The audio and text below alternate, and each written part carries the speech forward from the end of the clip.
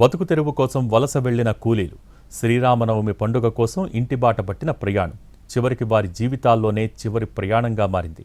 మార్కాపురం సమీపంలో జరిగిన ఘోర రోడ్డు ప్రమాదంలో 14 మంది సజీవ దహనమయ్యారు. రోడ్డుపై ఒక్క మలుపు ఎన్నో కుటుంబాల్లో విషాదాన్ని నింపింది. రోడ్ టర్నింగ్ పాయింట్ డెత్ పాయింట్గా ఎలా మారింది?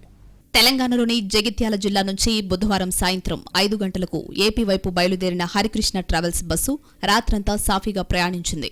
30 మందికి పైగా ప్రయాణికులతో వెంజమూరు వైపు దూసుకెళ్తున్న ఈ బస్సు గురువారం తెల్లవారుజామున రాయవరం సమీపానికి చేరుకుంది. అయితే అదే సమయంలో చేమకుర్తి నుంచి కంకరలోడుతో ఓ టిప్పర్ వేగంగా వస్తోంది.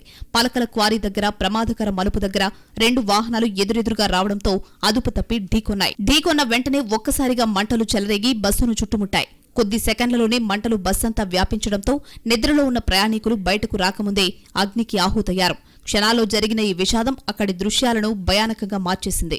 ఈ ప్రమాదంలో బస్సు వెనుక భాగంలో ఉన్నవారే ఎక్కువగా మృత్యువాత పడ్డారు. ముందు సీట్లలో ఉన్న కొందరు మాత్రమే కిటికీలు బద్దలు కొట్టి బయటకు దూకి ప్రాణాలు దక్కించుకున్నారు.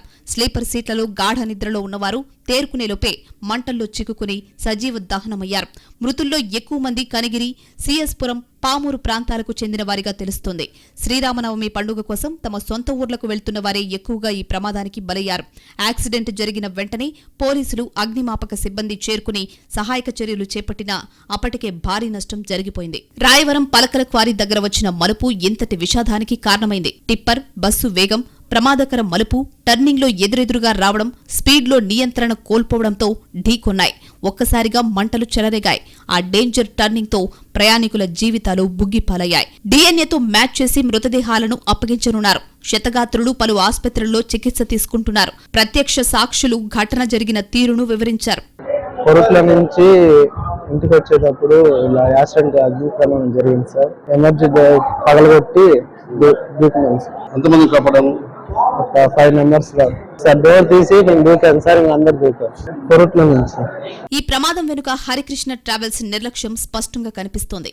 బస్సు కండిషన్ బాగోలేదని ప్రయాణికులు ముందే హెచ్చరించినా సరిగ్గా పట్టించుకోలేదని ఆరోపణలు వినిపిస్తున్నాయి.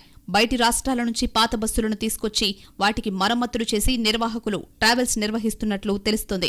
బస్సు ప్రమాదంపై ప్రభుత్వం విచారణకు ఆదేశించింది. మృతుల కుటుంబాలకు 5 లక్షల రూపాయల పరిహారం ప్రకటించింది. గాయపడిన వారికి 2 లక్షలు ఇస్తామని వెల్లడించింది. మార్కాపురం బస్సు ప్రమాదంపై రాష్ట్రపతి, ప్రధాని సైతం దిగ్భ్రాంతి వ్యక్తం చేశారు. మృతుల కుటుంబాలకు 2 లక్షలు, గాయపడిన వారికి 50,000 రూపాయల చొప్పున ప్రధాని పరిహారం ప్రకటించారు.